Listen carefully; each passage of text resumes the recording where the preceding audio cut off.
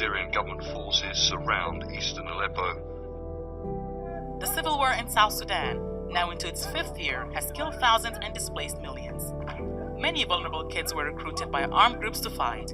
Rohingya have suffered decades of persecution and violence. They were stripped of their citizenship in what was then Burma 35 years ago. The Myanmar government considers them illegal immigrants from Bangladesh. The charity Doctors Without Borders says at least 6,700 Rohingya were killed by the Myanmar security forces between the end of August and late September. At the peak of last year's drought, more than 3 million people were in need of urgent humanitarian assistance. Poor rains and 3 failed harvests mean millions of people are threatened with starvation. Violence began to increase in eastern DRC when President Joseph Kabila refused to step down at the end of his mandate in 2016. Fighters don't know who is on whose side, so civilians are targeted. In 2017, an estimated 120,000 people fled into neighboring countries. This latest violence has displaced 5 times that in just 2 months.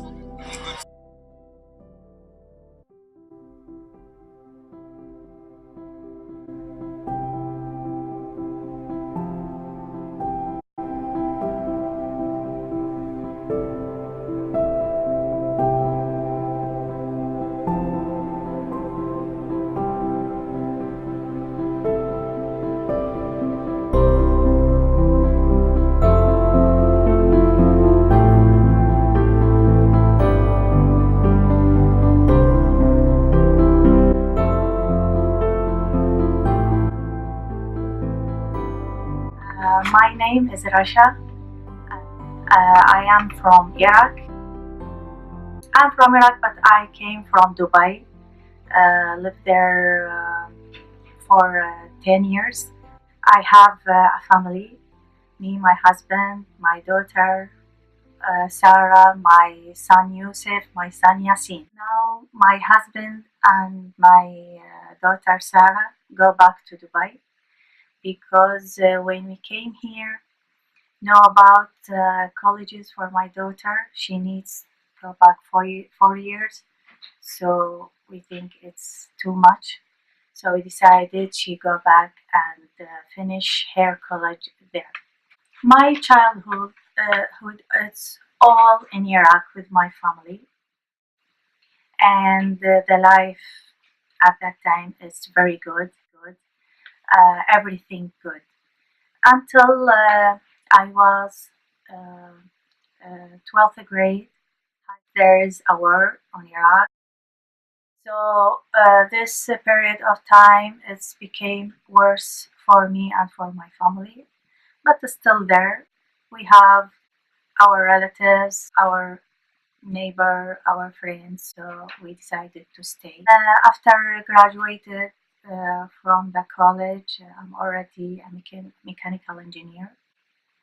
Someone come and ask me for marriage, so and then when you think about to make a new family at that time, it's very very difficult because at that time you cannot find a good job.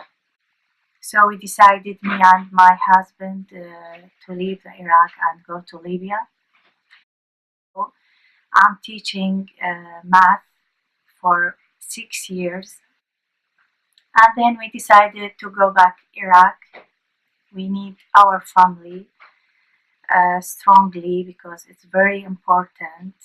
But the situation there, it's became worse and worse. Also, my husband find a job, and then he decided to work with U.S. Army.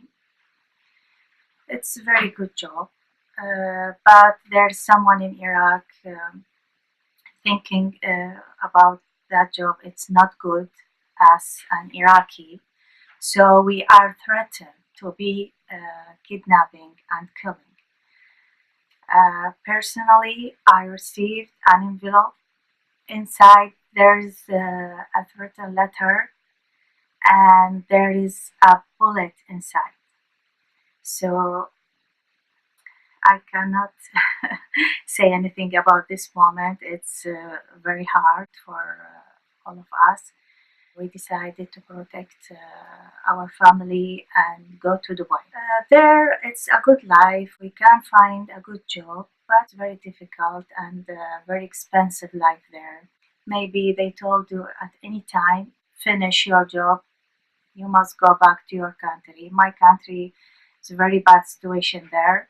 We decided to put our paper in the UN office in Abu Dhabi. At that time, we didn't know about that anything. They give us papers and just full information about us. It's take long time, maybe 4 years, nothing.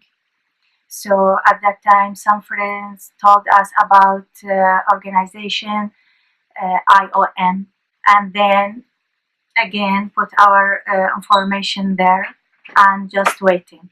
And then we find an organization just for whom working with US Army. They need information, but it's worth to waiting. I don't know, maybe it takes 2 years or more. All needs from us 8 years to be here in USA. And we are very thankful for that because we need to be let's say safety, to feel safety, and you can find it here. And also we find a good people around, all helpful people, so we are very glad and thankful. My name is Aniuska. I am Cuban. I am a refugee here in America, and I am a doctor. Maybe here in America I am not working as a doctor, but I am a doctor. I was doctor 13 years. I am graduated in 2005 and stopped in 2017. I'm here with my family. My family is composed by my husband and my 2 kids. We are arrived here at United States in February 14. Beautiful day to come here. February 14 of 2017. And we stayed at Miami almost 1 month, and Catholic churches sent us for here to Louisville. In this moment, was working in Brazil. Cuba for many doctors, many doctors every year.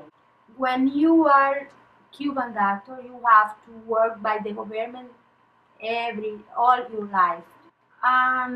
Then they send, for example, the doctors to other places in the world. Can be in America, can be in Europa, can be in Africa. They send for many places the doctors to work in these other places. But when happen this situation, you have to leave all your family in Cuba. When people live in Cuba, cannot see other way to life, because you just listen the channel of the government, you just read the newspaper of the government, you go to the school and you listen and you learn all that the government want you learn, you don't have the possibility to know other way of of other life. When I went to Brazil, that I am said, I have the possibility to see other way, to see the real freedom, in Cuba, people say I am free, but really you are not free. You cannot say I am go to my family. I am go with my family to vacation at Bahamas, for example. Bahamas is near to Cuba, but you cannot go to Bahamas. You cannot go República Dominicana, you cannot go to Mexico, you cannot go to Florida, you know. I am saying these places because are near to Cuba. You cannot go, you are not free. Sometimes you are not free to move in the same Cuba. And that in Brazil was open my mind and open my eyes. And we have the possibility to come here, America, by a law that United States had for Cubans doctor working in other places. And I am not going to come back. I am went to the embassy. I am demonstrate that was a doctor, Cuban's doctor working in other place, and they give me the visa for me and for my family. And I came here. Many memories that in this place, in my country, I have many memories to say, but I cannot have time now. The most difficult part for me is to start a new life. I was working. I am said as a doctor 13 years. I am studying for to be a doctor, and here I am not a doctor anymore, you know. But I am not sad because I had a possibility to study again and to have a license of medical assistant here. I am studying now for one day, I don't know, but one day get to validate my title, you know. I am studying English, and I am studying medicine too, every day. Sometimes not every day, because sometimes the children don't. But I try to study, I try to practice English. I am try to, for example, when I have some doubt, I am not silent. I am asked, and people help me. People like to help me. I think that is the most difficult part, to live my life as a doctor and restart a new life in other thing, in other country, with other culture too, with other language. It's complicated. And sometimes now when I am talking English, I am mixing English, Portuguese, Spanish. Some difference between United States and Cuba. People is different, culture are different, the food is different, the climate is different, the government is different, all is different. Sometimes when I have other little bit time, I am sit here with my husband to watch a good movie. You know, sometimes we are going to skate in ice with the kids. Yeah. It's summer, we leave the kid to the park, and we leave the kid to the park for they run, for they plays, you know. My favorite memory from my home is complicated because that in my country is my family. Here is my husband and my kids, but that in my country is my mom, my dad, my sisters, my brothers, my grandpas, my cousins, my uncles, everybody. In other countries, you can see, for example, the family is separated and is together just one time in the year. But in Cuba, it's different. The family is more together, and I have a lovely family, and I miss them.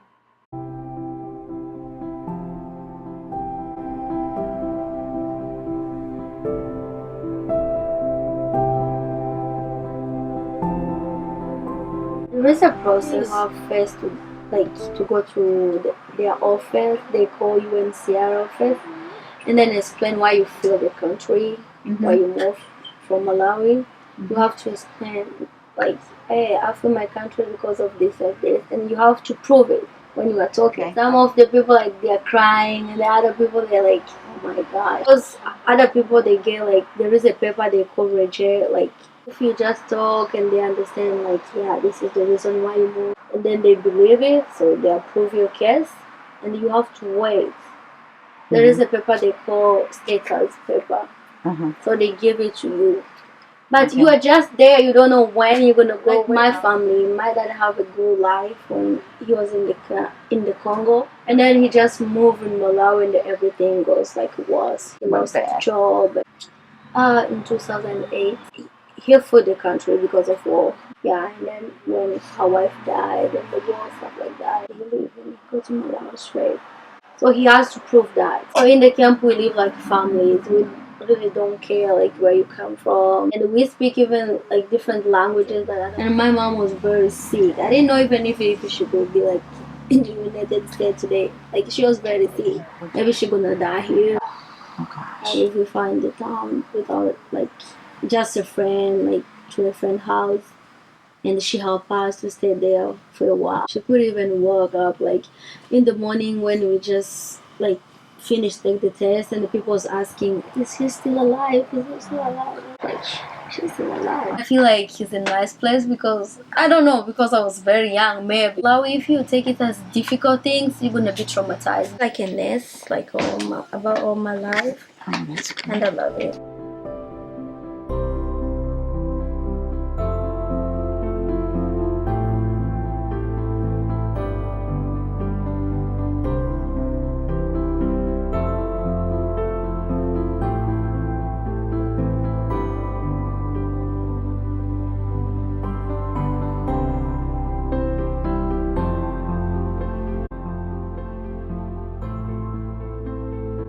Peace to you.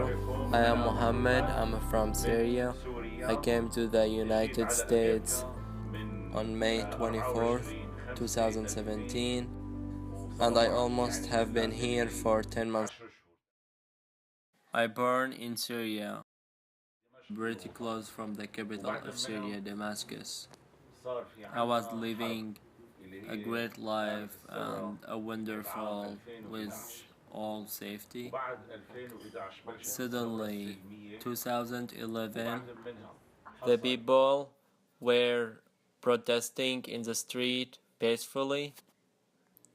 They were asking for their freedom. We wanted the government, the regime to be a democracy. There was no justice for everybody.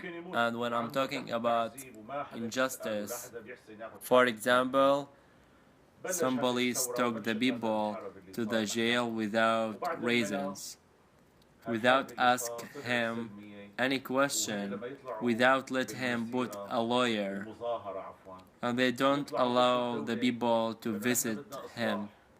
At some point, some people in the jail, they were killed from being tortured. Whenever they just were protesting peacefully, the government suddenly started to killing these people. And every time, from 5 to 10 to 15 people killed and down on the ground. And all this situation keep going and continue until 2013. 2013, I decided to travel and to move on from my country, Syria, to be safe for me and for my family and for protecting ourselves and just to be in the safe place. I had 2 houses. They destroyed it completely. I don't have any house anymore. So I decided that time to move with my 5 daughters, with my 2 sons, to live in Egypt. I lived in Lebanon for a little bit, but the life in Lebanon was very expensive. Then I decided to travel to Egypt to live there. Then I spent 4 years in Egypt. Egypt was a good place as to be safe, but not anymore. Like the life was going every day difficult. The life was expensive at some point too. it's hard to find a job there. Suddenly, the United Nations called me in 2015 and they asked me if do you like to travel to United States to resettle, and I said yes. Then they invite me to have interview with an official from United States. We spent from 10 a.m. to 5 p.m. in the interview. During he was asking a lot of questions like why you left your country, why you want to travel to United States, and they were asking like some a safety question. The guy said they will do background check and then they will decide if they will allow my family to come to United States or not. And thanks for God, Alhamdulillah, they sent to me accepted after a few months. Then they did some medical exam to make sure everyone is healthy. So totally all the process spent around 2 years and a half. Then we traveled from the airport in Egypt. Then we arrived to the airport in New York City, and I spent one night in New York City in the hotel. Next day, we went to Louisville, Kentucky. I want to talk about the most difficult thing was really the language, as I don't have any like English to talk. I saw the people here in Louisville very nice and very kind. Also my neighborhood, and I'm really thankful for the citizens here. I'm thankful to coming to the United States because I feel always safe and friendly with the people. The democracy here, I found it with all the people, and that's really nice. The United States has many opportunities to find a job. The people here always speak honestly. I didn't find injustice here. You have your freedom. Here there are many religions. I am as a Muslim. I could go to the mosque and pray and nobody talk with me, nobody bother me. The people always respect me and I respect them whenever I go to anywhere. One day I was lost in the street and a man let me follow him where I was going, and that's really nice. And I'm thankful to the United States to let me come here and live. I'm thankful to the church who welcomed to me and my family at the airport in Louisville. Also, thank you for KRM and everyone who has helped us. We feel loved by the people. We are all brothers and sisters in the United States. And thank you for everyone who has helped me to reach to this point. And finally, I want to say God bless to you and peace. And thanks for everything.